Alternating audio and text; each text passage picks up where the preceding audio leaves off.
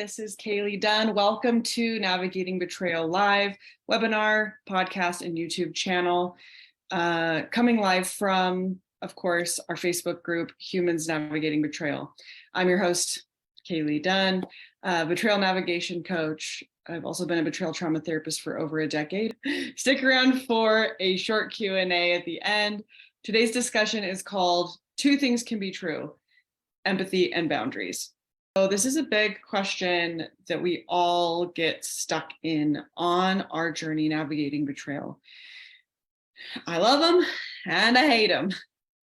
I care about them. I can see who they are on a deep level, and I want nothing to do with this person.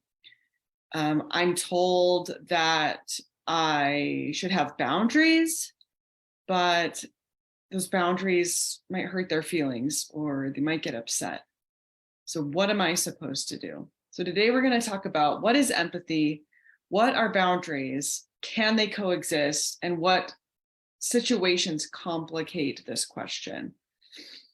So empathy is the ability to step into another person's shoes and feel what they feel. It's not sympathy. Sympathy is when we are kind of like, man, that sucks for you, right?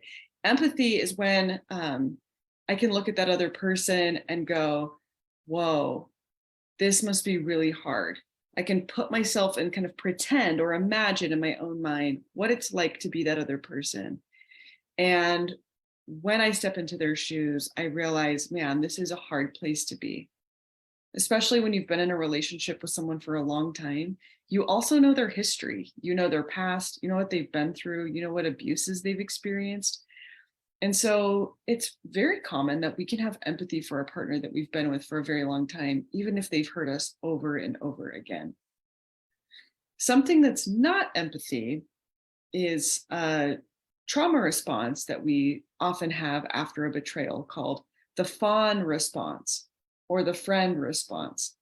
I call this the water response because when we have been betrayed, we can often go into this state of mind that is a part of our inner survivor, where we try to please and pacify.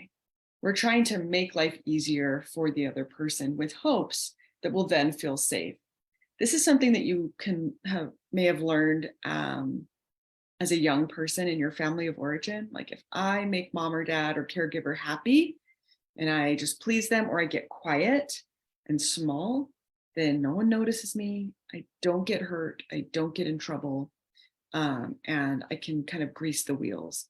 Another way that the water response can look is the helper, kind of like the pseudo therapist. Like if I give you all the books and all the education and I help you in all of these different ways, then you're happy, and then I'm not going to get hurt, and everything is going to go well. This fawn response, or the survivor response, as you know, I've talked to many times, the survivor response is a beautiful thing. It's really set up to protect us and to keep us safe. Unfortunately, it can also get us stuck. And it's not the same thing as empathy. Although we may use our empathy or our ability to step into someone else's shoes, we might use that in order to please or perfect or fawn or friend or partner to stay in survival. And this is where we get stuck. So we often see this survival response getting pathologized by other groups, calling it a codependency or a trauma bond. Not to say that those things don't exist, but we're just like kind of putting a big broad brush over these really nuanced experiences. And we kind of labeling it as like you're broken or there's something wrong with you. Others may see a friend or a fawn response and call it manipulation or toxic, that you, the betrayed partner, are toxic. And so what I want to say is that absolutely not. The fawn or friend response is a survival response. And that's right here. And then there's also this ability to experience the emotion of empathy over here. And sometimes we borrow our ability to have empathy in fawn or friend response, okay? So when we see those as separate, we can recognize that being an empathetic person having an empathetic heart, being able to step into someone else's shoes and understand what they're going through isn't inherently something that's troublesome. And in fact, having a fawn or a friend response isn't bad either. It might get us stuck. It might keep us in cycles we don't want to be stuck in, but it's not inherently bad or pathological. And empathy certainly isn't. In fact, empathy is a quality that I imagine is within your value set. For most of us, at some point, empathy is, we want to be an empathetic person. And so when we're invited to set boundaries, it feels like, wait a second, these are on top of each other. What do you mean I have to set boundaries? I have a big heart. I care about people. I care about my partner. I want my partner to succeed and I want my relationship to succeed. So what do you mean set boundaries? And it feels like they go against each other, but they don't. And I'm going to explain why they don't go against each other. So bear with me.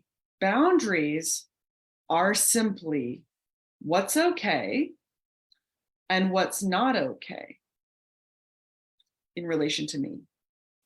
If I don't know myself well enough, I'm gonna have a really hard time setting boundaries. In fact, in my coaching courses, we actually front load boundaries with a lot of stuff before we even get to starting to write down what those boundaries are. Because if I don't know who I am or what I want or what's okay, I'm not going to be able to set those limits as clearly at the beginning.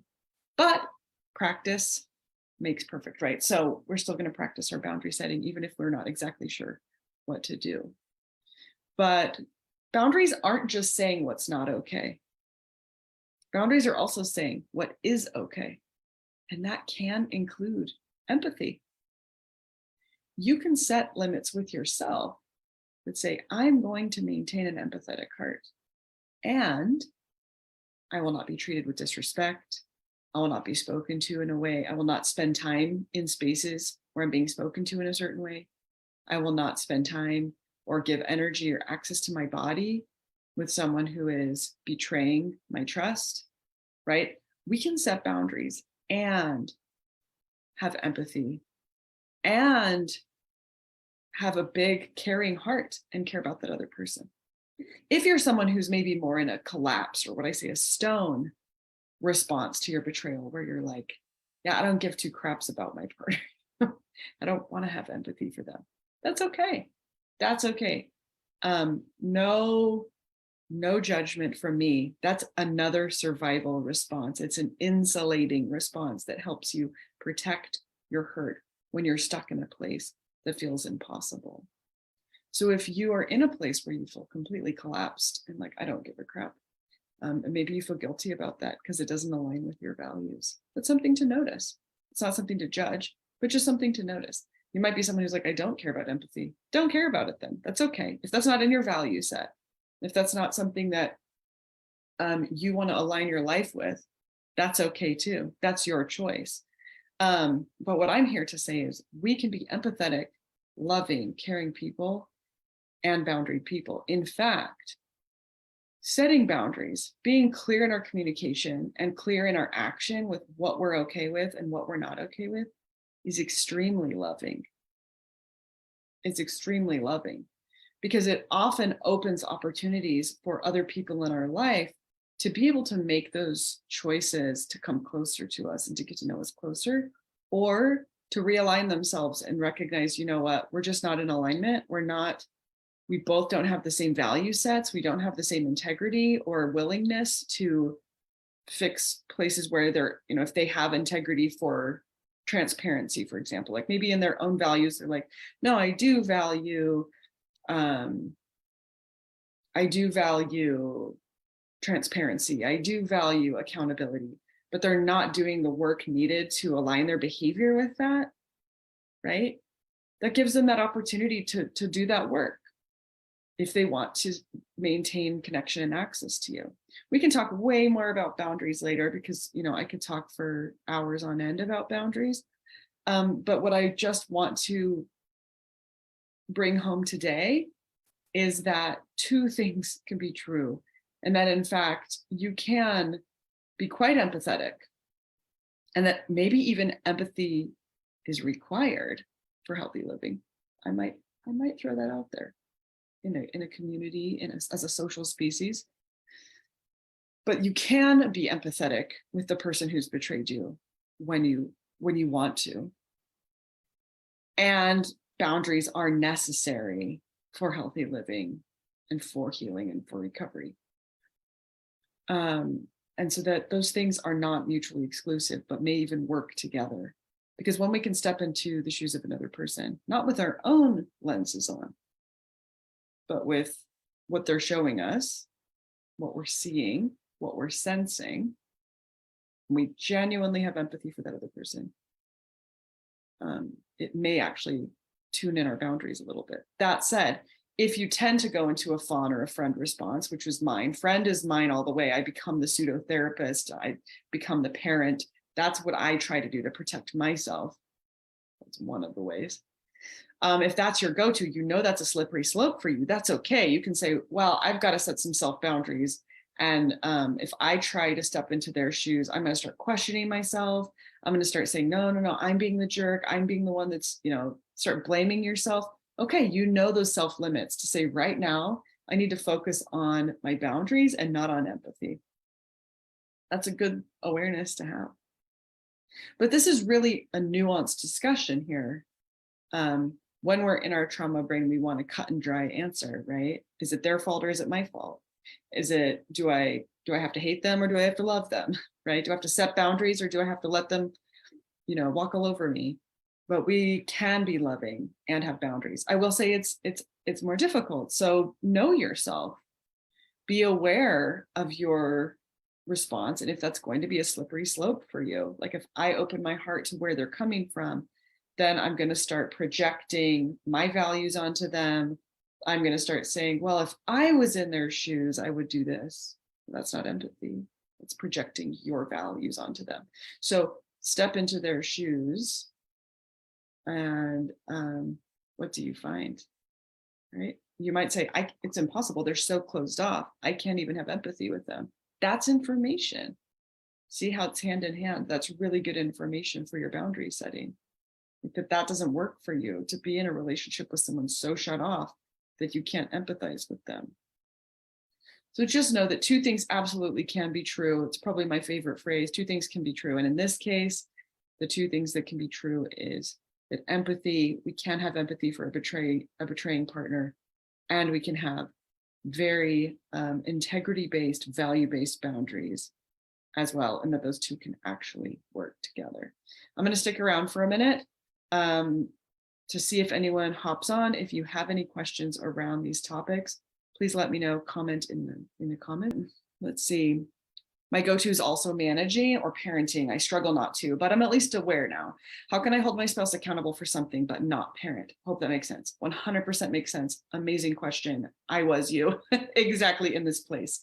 So what we do is we communicate clearly and we take action for self-care. And that is what boundaries is. Parenting is when we're kind of like scaffolding, nudging, guiding, trying to get them to do what we want them to do. But you're going to take a step back from that by telling yourself, okay, I'm, when you feel that urge coming on, you're like, oh, okay, I have all the answers and I just want to like teach them, lecture them, parent them, shove it down their throat, manage them, and I'm going to control and navigate it. You're going to say, no, that's me trying to survive, but I want to thrive. So I say, thank you. This is what I do. I say, hey, thank you, inner survivor, for trying to keep me safe, but this path doesn't work for me. It's going to, drain my battery and all these other things. So instead, I'm going to communicate clearly with my partner. And so I say, hey, this is what I would like to see, this thing, right? Whether that's, I think that you need to go to therapy for that, or I think that you need a support person for that, or I think it would be good for you to do this. And you make a request, will you do that thing? And then you step away and you let them do it or not.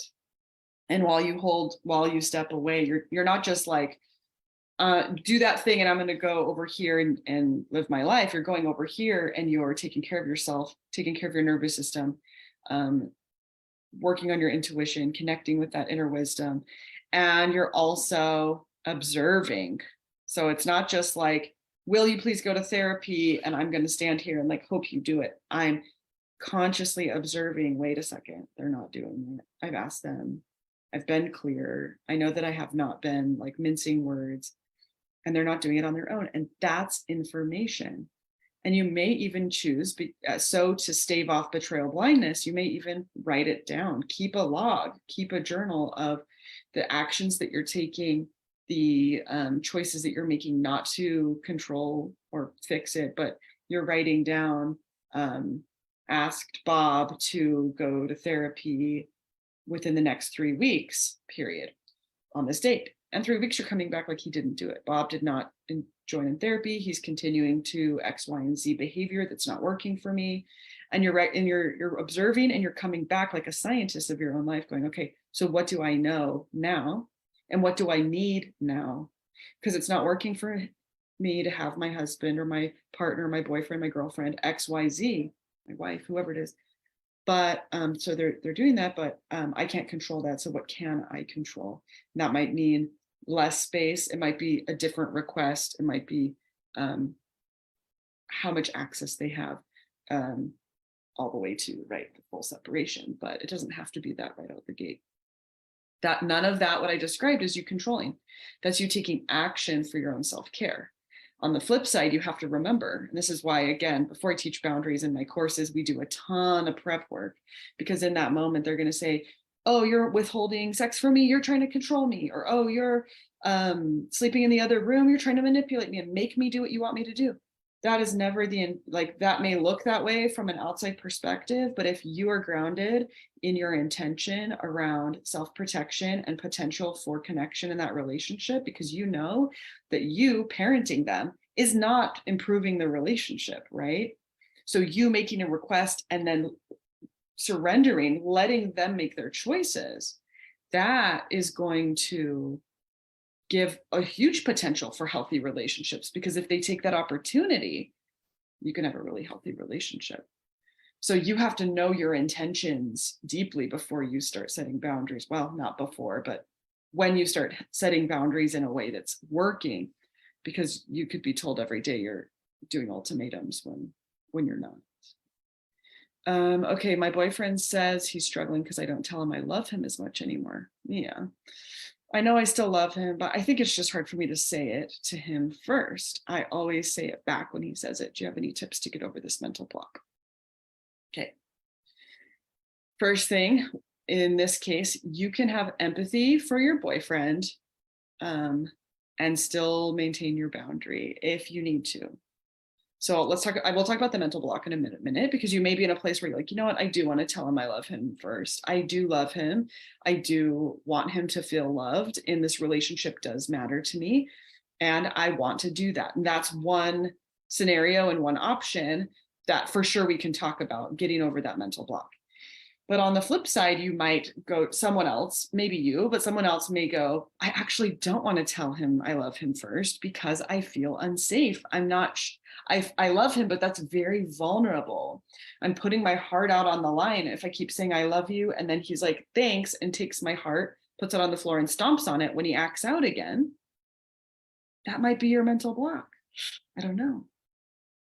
There's a lot of different things that could be mental blocks. Sometimes it's just full on resentment. It's like, well, no, actually they're really safe and they're doing all the things they need to do to show me trust. They're trustworthy, they're empathetic. And I am so angry and resentful that I don't want to be that one. Okay, we can work with resentment. We can work with anger, and you can work through that, right? You can experience that. It's a part of grief. You can experience that and work through that. But if they're continually acting out and continually hurting you, that mental block might actually just be your inner self being like, whoa, whoa, whoa, whoa, whoa. Saying I love you first is vulnerable.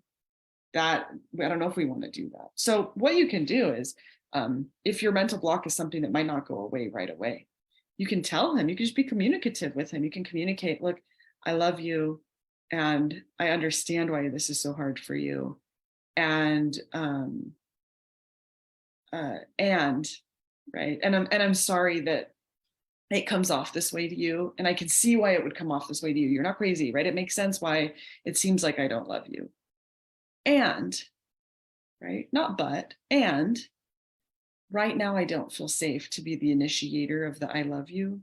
And so I probably won't for a while. When I start feeling safe, you'll notice me doing that more. So you can have that kind of a conversation. You could also have I see you, I want to do it, and I'm going to work on it because I'm feeling a lot of resentment still.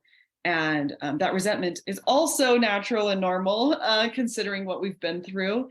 And I'd like to continue to work through it. So certainly we can have empathy. Yeah, that makes sense why it's hurting you. And I get that. And I do love you. So I do want you to feel loved. And I've been really hurt and traumatized, or really hurt, and my feelings have been really hurt by what you've done. And because of that, it's going to take time for me to heal in a way that I want to be initiating connection, even in these tiny ways. So you can do both.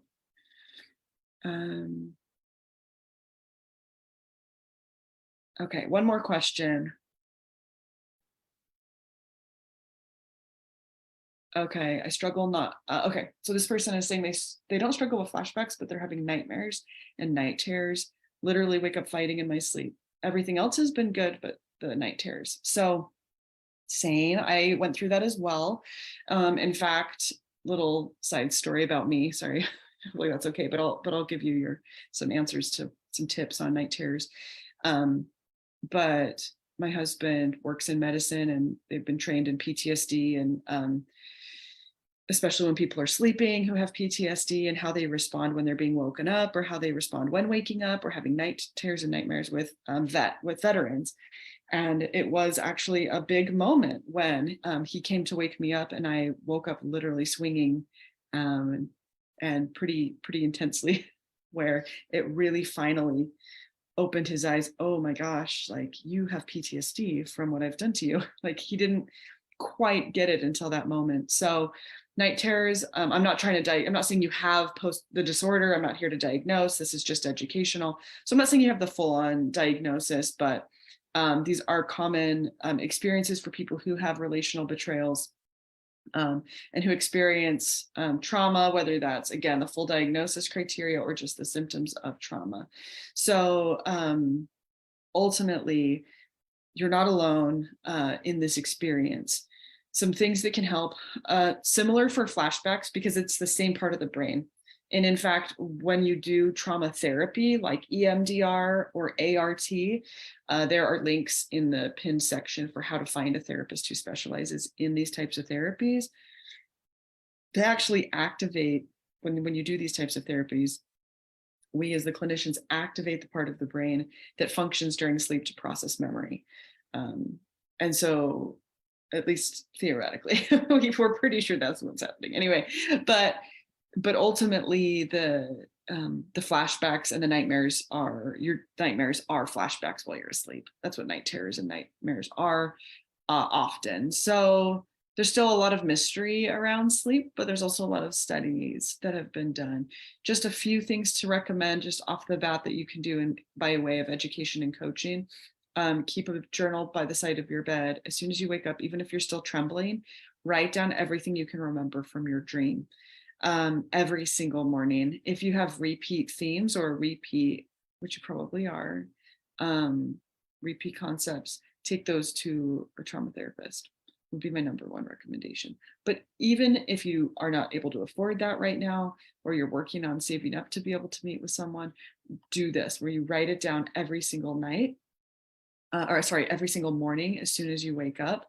Just the action of writing it down left to right is therapeutic. And for many people, I've seen night terrors decrease just by adding that in. Another thing you can do is just improving general sleep hygiene, what can help decrease nightmares and night terrors.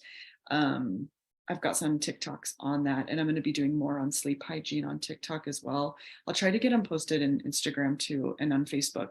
I'm not as good at cross posting. I'm getting a VA soon, so hopefully they'll get cross posted everywhere. But because that can be really helpful as well. But that will be like big picture. You'll see big picture effects for better sleep hygiene. But right now, I would definitely write down your night terrors every single morning, even if you're still trembling and just trying to get a deep breath. write down everything that happened, everything you can remember, even if it's just pictures, and just describing it can help. Because what's happening during a nightmare or a night terror is your brain trying to put, I think if you were here earlier, we were talking about how the memory is not housed where it's supposed to go. It gets housed kind of like an urgent sticker on your front, on the desk, like in your inbox, being like, you have to deal with this, you have to look at this right now. And if you do that, and so when you're sleeping, even flashbacks is your brain being like, don't forget you have this item, don't forget. And when you're sleeping, it's the same thing, except it's your brain trying to put it in the file and it won't go. It's like, nope, it won't go, because it's complex. Your nervous system wasn't able to integrate it the way it needed to. So these type of trauma therapies, as well as nervous system healing skills and tools you can get in coaching and in education, will help. So start with daily meditation, or right before you go to bed meditation. You can journal right before bed too, to see if you can kind of get out some of that. But also, if you start triggering yourself before bed, don't journal right before bed. So you have to know yourself, and kind of, it's going to be unique to you, but those are some options. All right, I have got to go, but I will check back in here for anyone who asks questions later, and I will answer them in the group. Thank you so much for following us here today, live in the Humans Navigating Betrayal Facebook group webinar. If you are tuning in later on YouTube or on the podcast, and you have been betrayed in an intimate relationship, join us in the Facebook group, an amazing group of people to connect with and pump each other up and share stories. Thank you so much. I'll see you guys later.